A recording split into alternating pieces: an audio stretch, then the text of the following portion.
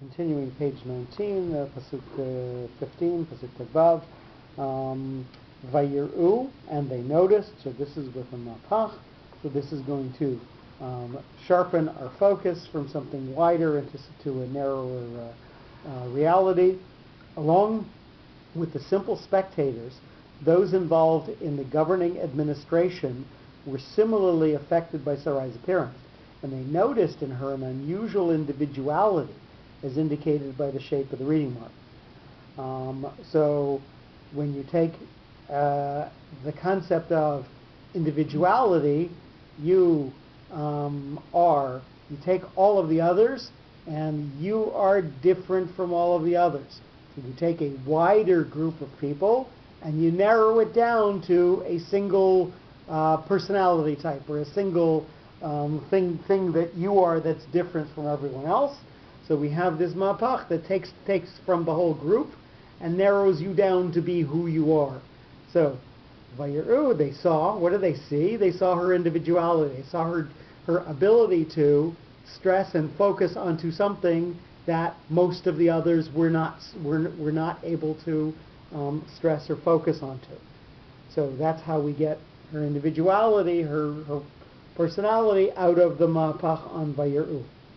Ota, with her, with the pashta, so this is going to make the word more important because it's on top of the note.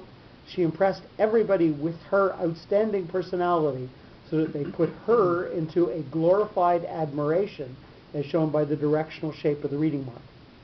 And this is again something that's going to move us forward to what's going to go afterwards. The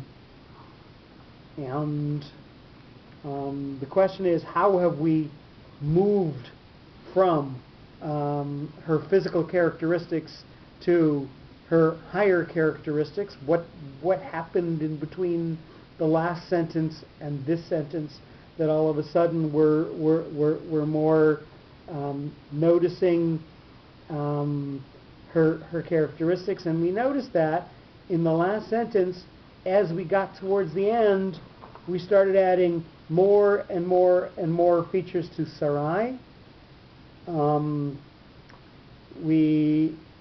the word kiafa, then we got to the word he. We got to that closing word, so we're going to go back to that last sentence, number 9 again. That she with the tipa. This is going to say she had all those other things, but by the way, if you looked at the essence of her, it was her personality that was the superseding factor. Once the men were able to take their jaw off the floor, they said, "Oh my God, this is somebody who's impressive as well. She's got a brain too." So all of a sudden, they've gone from slack-jawed to people who are admirers as well. So when we start this sentence, we're talking about people who are admiring her for her personality, not for her looks solely. And we have a side note: by the mentality of the ancient idol worshippers, anything that was unusual was considered godly. So she gets this higher status that is related to the exotic. Sarai, chiefs of, or the. It sounds like a Richie Rich's butler at a G. Number 3 with Baskin was the Chiefs was someone else. That Chiefs was in our sheet, I think. But in Richie Rich it was Baskin. Okay. With the Menach, this is separated from what's come from before and moving forward into what's going to go afterwards. The interest for Sarai was raised by the high officials of the government who served as chiefs of the administration, as stressed by the shape of the reading mark. So these people are people who are separated out from the commoners, and they're the ones who make the decisions of what goes forward. So she's going into a separate class of people. Pharaoh, number 4. So was Pharaoh considered to have supernatural powers, being the choice of gods who put him in his unique position to rule the land, as pointed out by the bipartite shape of the reading mark? So this has a katon, so this is a two-part note, both a higher connection and a lower connection.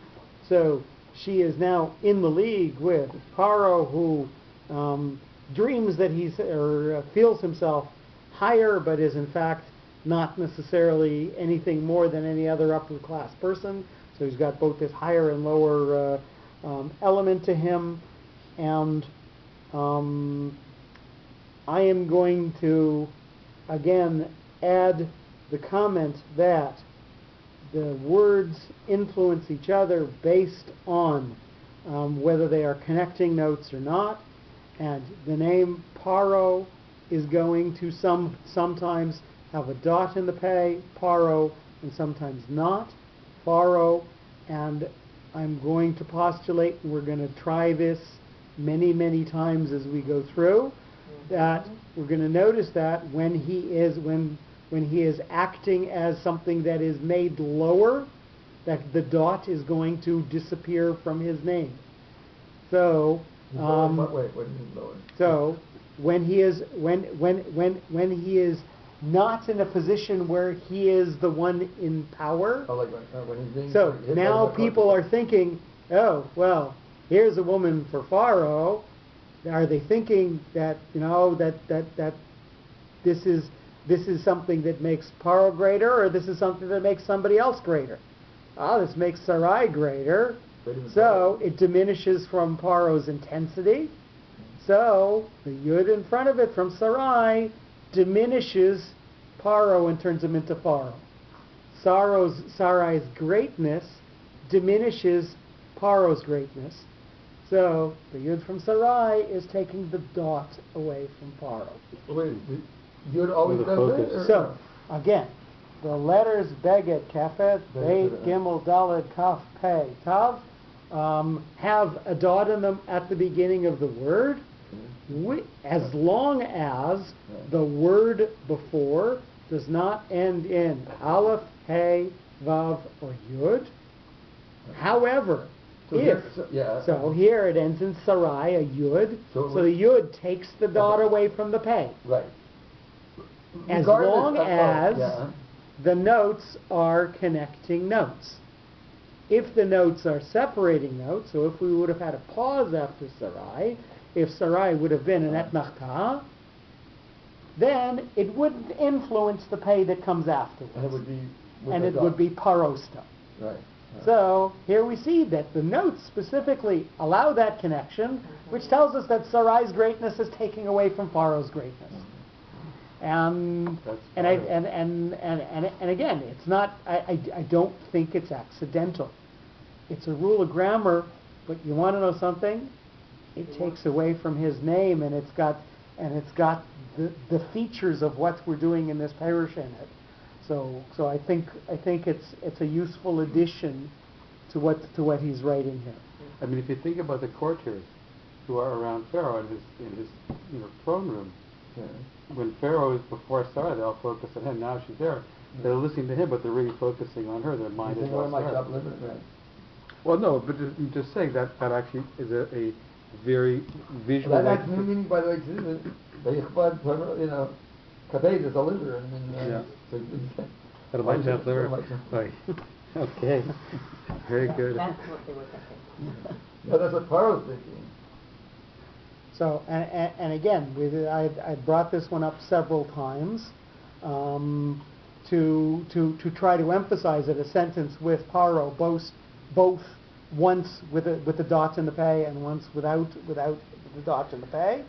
Vayavo Yaakov el Paro. Yaakov comes to Paro in all of his glory with the dot in the pay. Vayetze milifnei Pharaoh. And when Yaakov leaves, Yaakov's greatness takes away from Pharaoh. Milifnei with the yud takes away the dot from the pei. So Yaakov's presence in front of Pharaoh takes the dot away. He comes, Pharaoh's great. When he leaves, Pharaoh's not so great. But if we find one example, same sentence, one with the dot, one without. Right. So that's.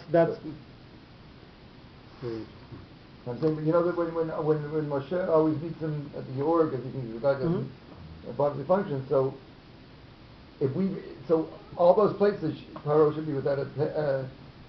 No, it depends. It depends whether Paro is acting in his strength, or whether something has taken his strength away. Yeah, but by Moshe calling, no. there, So it doesn't mean what happened by the end of the sentence.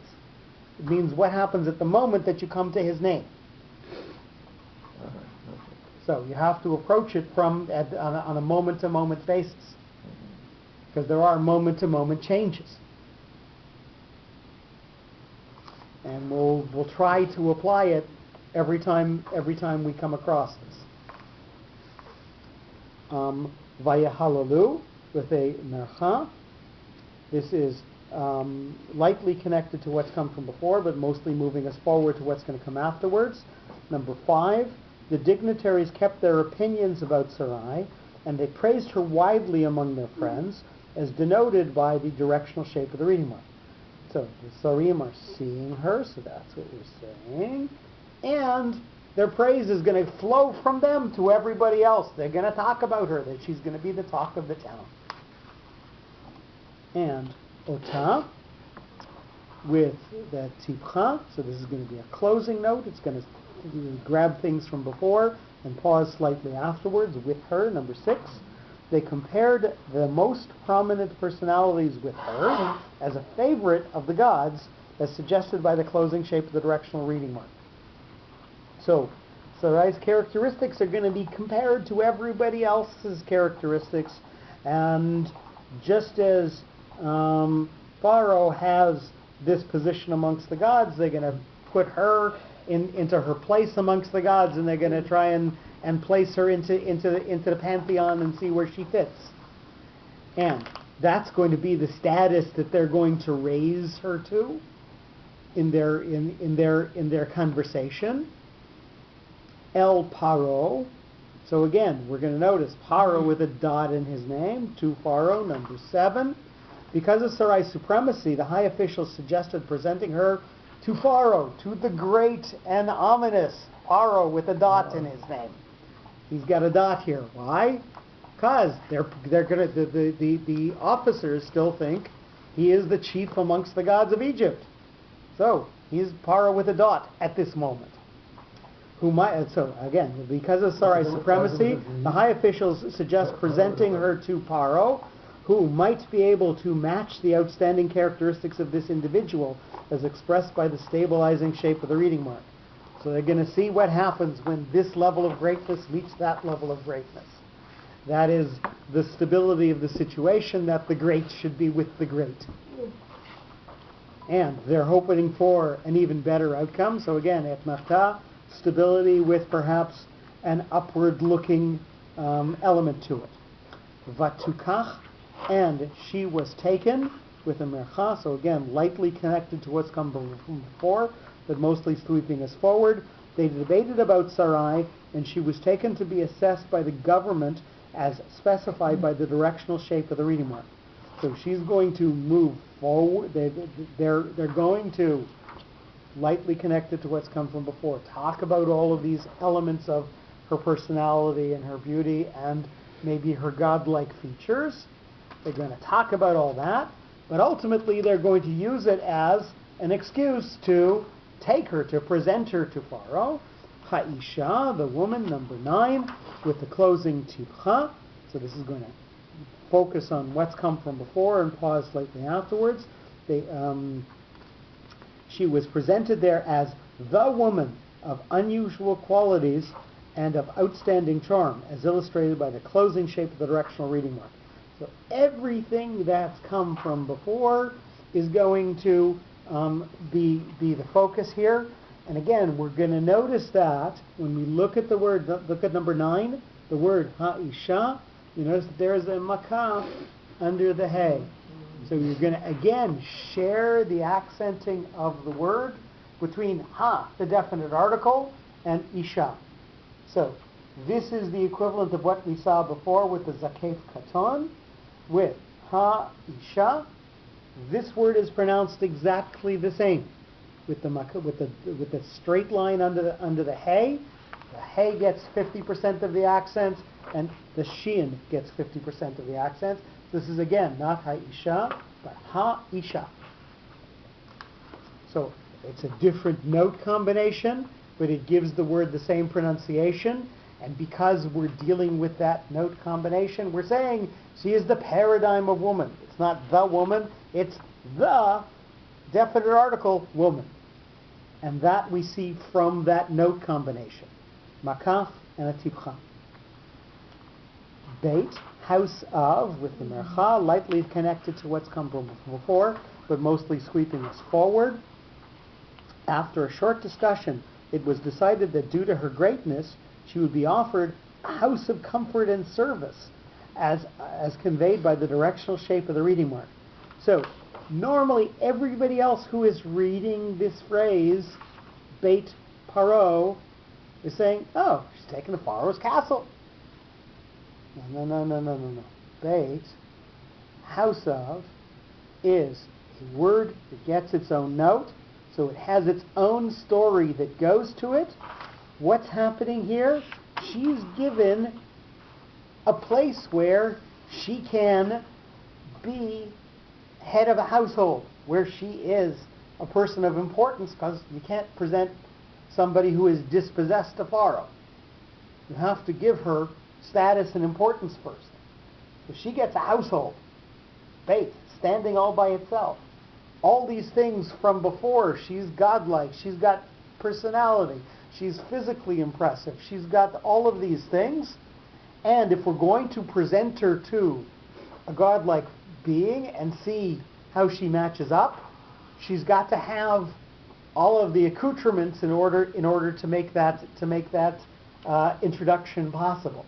So we see in the Esther story that they take them for 6 months and they bathe them in this and they give them whatever they want to take. We're seeing the same thing with Sarai, all in this one word because it's got its own note. So we're seeing the Esther story relived just because of that connection. But is there ever a case where a word doesn't have a note? I mean, unless it's a word. Yes, we have like two. Sure. Like a noun, a full noun. We have sometimes 2, 3, 4 words that are given a single note.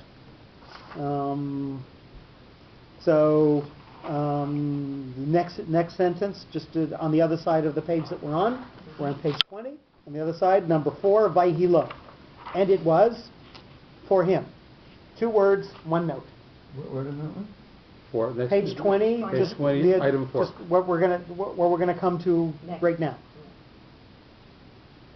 So yeah, 2 words with it. 2. Okay. But he's not really now. I'm just saying, like a major word, not a conjunction or a preposition or something. Words, 1 note. So 2 words. So you're right. So Vayhilo, 2 words with 1 note on. Under the vav. So the makaf is a question of accent, of sharing the accent, but it's not a separate note. Oh. Well, son of a car also has only 1 note, and they're 2 separate nouns. Well, what? Son of a car, the next note, item 5. Oh. Son of a car, 2 words, 2 nouns. Oh, that's a good example. Yeah. Right. That's and a real also noun. one. Okay, one. so that's perhaps a better example.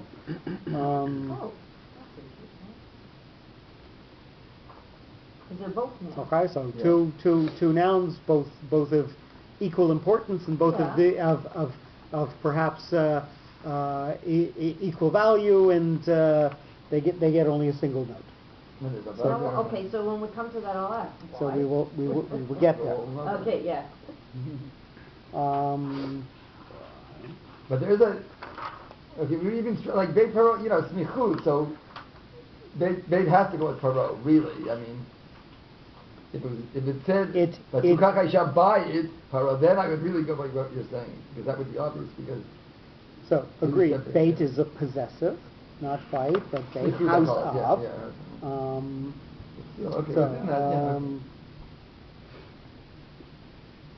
mean, in as much as Pharaoh owned everything, everything was his. And I'm just laughing at something else. The tzukah, even though all these machinations to say you're my sister, what was the plan was to say you're my sister, not my wife. My brother had more.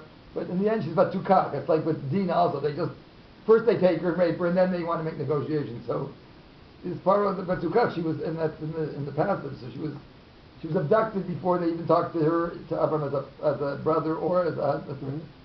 It shows the level. But the whole next point is right. Right. Okay. Yeah. Right. So it's because if he said, if she said he's my husband, they just kill him. And by the way, she might have been considered used goods and not as desirable. Mm-hmm. Although they're helping it taking away someone's life. But in any who case, knows what makes their Paro number 11, again with the dot in his name, so he's going to be Paro with his importance attached to him. Number 11. Finally, Paro has decided to make his own palace available for her use, and she was transferred there. So, you come from her house to now his house, where he is Lord and Master, so he again, being Lord and Master, gets the dot in his name. And gets the extra importance and the stabilizing factor, because Paro means Paro and Paro's palace, so that's a place of stability.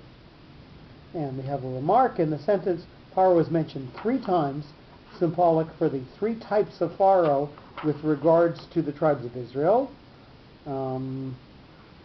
And they noticed through Joseph, and they praised after the arrival of the tribes, and she was taken. The tribes were taken as slaves, losing their freedom. Thus, the phases of Sarai's arrival to Egypt were analogous to those of the tribes, although on a different scale.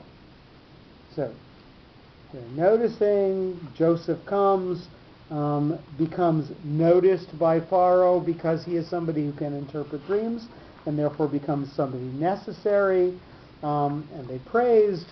Yaakov ends the famine prematurely, and Paro is gracious and gratifying, and she was taken. All of a sudden, the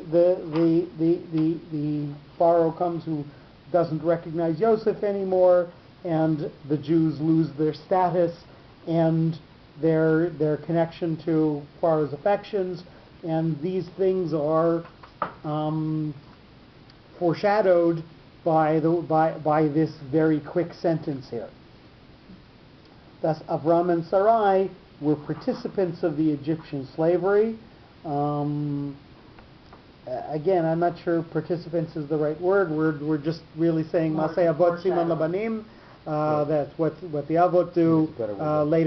Later becomes a model or a parable for what the children are going to do later. So, as we read through the sentence, I think the thing to emphasize is, again, what we were saying about Paro losing his dot and then gaining his dot back. And you also should notice that the word ota with her is a form that has a dot in the hay, and it will get its own emphasis. And I'll try again to give you the emphasis when we read through it. Jeff, over how long of a period would this be? They gave her her own household, and then she is taken into Paro's. So are we talking 6 years, days, months? Probably. Okay. Well. Again, if we're comparing it to the Esther story, it was 6 months. I wouldn't necessarily completely draw the analogy there, but we don't know what the time frame was. Mm-hmm. She gets noticed by society. She becomes the buzz of town. She says, "Oh, we got to present her to Paro, so we have to make her acceptable in status to somebody who could even be presented to Paro." That's what I was wondering, to raise her status. My guess would be to make the analogy to Esther, 6 months. Vayiru ota sarei Paro, Vayihavlu ota el Paro, Vatukach ha'isha beit Paro. And hopefully, again, you notice ha'isha had that split accenting of syllables, so that both syllables had equal weight. Do we have enough in us to do one more sentence? Please, yes, let's. We're good. You said so we didn't mention that this, the way it's Tukach and all that is Esther later on. Did we say that? You said that specifically? I thought you were talking just about when Bnei Israel came down to Israel. We did say Esther. So we're like he's making the remark here about the fact that the word paro is 3 times in the sentence, so that each of the phrases that are associated with paro talk about a different phase of the Jews' relationship with paro. First of all, as something that was noticed as useful. Second of all, something that was praiseworthy, and finally, something that was viewed as an asset rather than a personality. As property rather than personality. 1216, page 20. Ula Avram with the Mercha. So this is lightly connected to what's come from before, but mostly focusing us forward on what's going to come afterwards. Sarai was transferred to Pharaoh's palace along with her protector, and for Avram were set aside various gifts and valuables, as indicated by the directional shape of the reading mark. What Avram is going to get is going to go forward from here, and Avram's rewards are going to be connected to Sarai's rise in status. So she can't rise without him rising. Hence the light connection from the Mercha. Heitiv, he was kind with the Tivcha. This is going to close the phrase and have a pause afterwards in order for Pharaoh to win full sympathy from Sarai. He was kind to her male companion, as shown by the closing shape of the directional reading mark.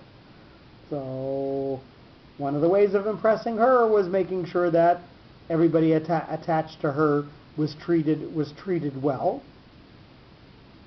Ba'avura, for her sake, with destabilizing et Nachtan, possibly something looking up from that. The basis of Pharaoh's generosity to Avram was due to his admiration for Sarai, and for her sake, the monarch did not save any efforts to get her love, as stressed by the stabilizing shape of the reading mark. So for Sarai's sake, everything became good for Avram. And we have an alternate translation.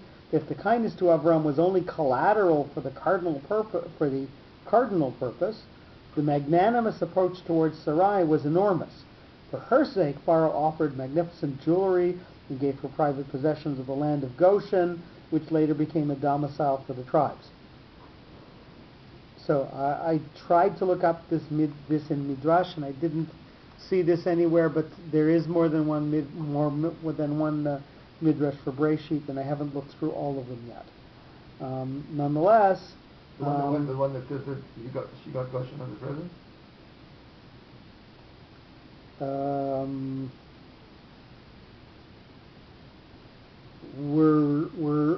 We're making an assumption. Oh, if he did something for Avram, then what he did for Sarai must have been orders of magnitude greater than that.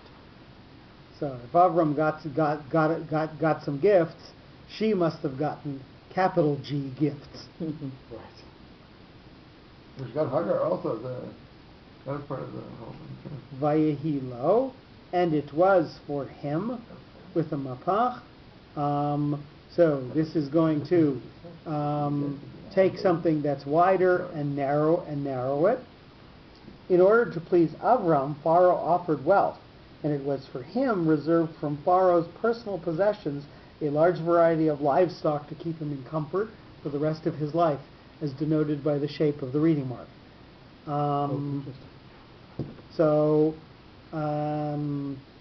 We're sort of narrowing from what he's doing for him to the actual what he gave him, and we are saying that Avram, who had struggled with possessions and finance up until now, from the time of the famine, is now going to be set for life and no longer has to do that. So his life is now going to be focused on other things other than acquiring possessions, or at least having possessions or having to make effort for his possessions. So this is going to focus Avram's life from this point on onto other pursuits, because this pursuit is being taken away from him by Pharaoh's gifts. Sonu Bakar, sheep and cattle, 2 words, 1 note.